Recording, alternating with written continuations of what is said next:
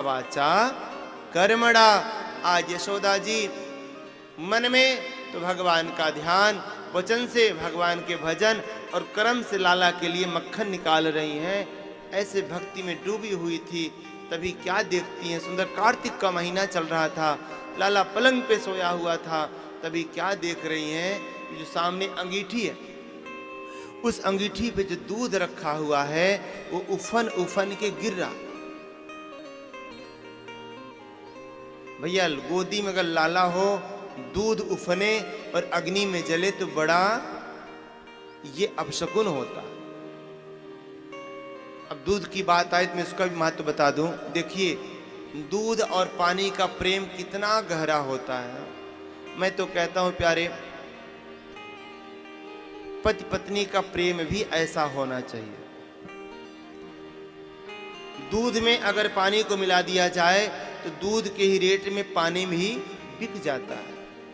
दूध के प्रेम में पानी अपने अस्तित्व को समाप्त कर देता है, वो भी दूध के ही जैसे दिखने लगता है। कितना गूढ़ प्रेम हो जाता है दोनों में। लेकिन ध्यान देना प्यारे, जब उस दूध और पानी को अग्नि पर रखा जाता है, जब अग्नि के प्रभाव से पानी वाष्प बन के उड़ने लगता है, तो दूध अपने मित्र को अपने से अलग होता देख करके व्याकुल हो जाता है और उफन करके अग्नि को बुझाने का प्रयास करता है। कितना प्रेम है। लेकिन इन दोनों को प्रेम में जरा सी अगर खटाई पड़ जाए, हाय हाय, दूध अलग हो जाता है और पानी अलग हो जाता है। इसी प्रकार से पति पत्नी का प्रेम दूध और पानी की तरह होता है। लेकिन मैं हर दाम्पत्य बंधन में बंधे हुए मैं जोड़ों को कहूंगा, प्यारे अपने जीवन में आप दूध पानी की तरह रहें। अपने पति पत्नी के साथ में ध्यान रखें, कभी तीसरा कोई कपट रूपी विचार ना मन में आने पाए, कोई तीसरा वो ना आने पाए जिससे आपका संबंध फट जाए, अलग हो जाए। कहने का भाव, कोई कपट रूपी खटाई दाम्पत्य जीवन में नहीं पड़नी चाहिए। अतः मर्यादित होकर के अपने जीवन को जीना चाहिए और गृहस्थ को चलाना चाहिए। ये सूत्र है, ये अध्यात्म का सूत्र है, जीवन जीने की कला है।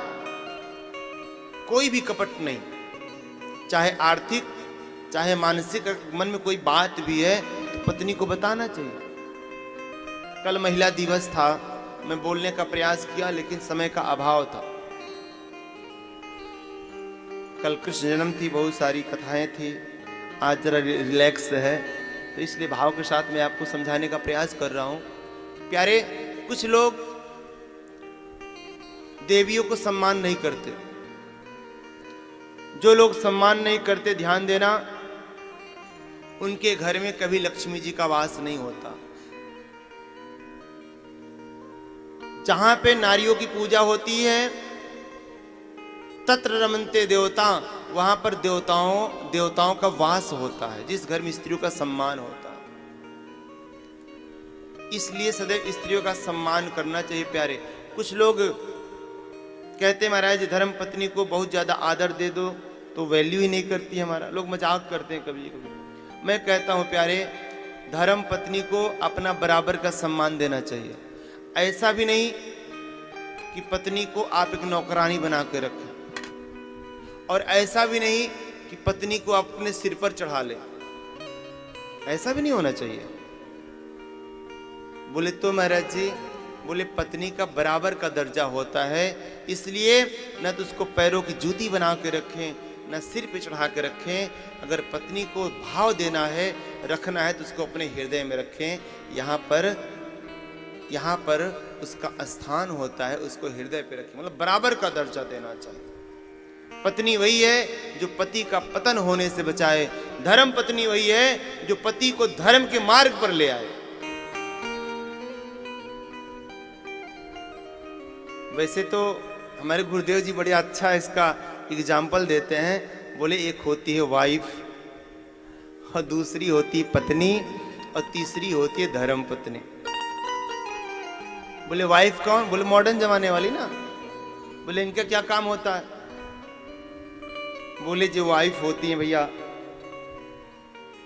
ये पति की आगे आगे ज्यादा चलती हैं, पति को ज्यादा दिशा निर्देश देती हैं। ऐसे नहीं, ऐसे ऐसे ये जानू सिर में दर्द हो रहा, चाय बना के ले, आप गिलास चाय बनाना जरा। ये वाइफ, ये केवल पति की संपत्ति में साथ देती हैं। अधिकतर ये अरेंज मैरिज में कम मिलती हैं, लव मैरिज में ज्यादा मिलती हैं। ऐसी इन्हें कहते हैं वाइफ। और वाइफ की फुल मीनिंग होती है without information fighting every time. जो बिना सूचना दिए हर समय फाइट करने को तैयार हो, वह वाइफ है। लेकिन ये जब पुरुष पत्नी को ऐसा कहता है तो वो भी पीछे नहीं रहने वाली, वो भी कहती है वाइफ फुल मीनिंग क्या होती है? विथ इडियट फॉर एवर, कि मैं एक इडियट के साथ अपनी जिंदगी बिता रहे। प्रेम के श्री राधे। ये तो हो गई वाइफ की मीनिंग। एक केवल संपत्ति में साथ देती हैं। और दूसरी होती है पत्नी। पत्नी किसे कहते हैं? बोले ये पति की संपत्ति में भी साथ देती हैं, पति की विपत्ति में भी साथ देती हैं। हैं? ये अधिकतर पति के साथ कंधा से कंधा मिलाकर के चलती हैं। इन्हें कहते हैं पत्नी। और प्यारे, सबसे उच्च वर्ग की जो होती है उसे कहते हैं धर्म पत्नी।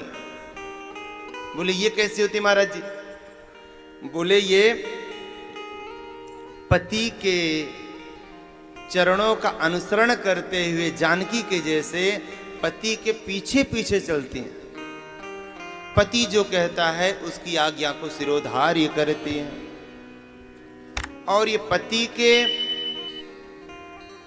संपत्ति में भी साथ देती हैं, पति के विपत्ति में भी साथ देती हैं। और अगर पति नास्तिक हो तो उसको धर्म कार्य में लाने का प्रयास करती हैं। अतः ये पति के भक्ति में भी साथ देती हैं। इसलिए इन्हें कहा जाता है धर्म पत्नी। जो अपने पति को धर्म की तरफ मोड़ दे, धर्म की तरफ ले आए, उसे कहते हैं धर्म पत्नी। प्रेम के श्री राधे।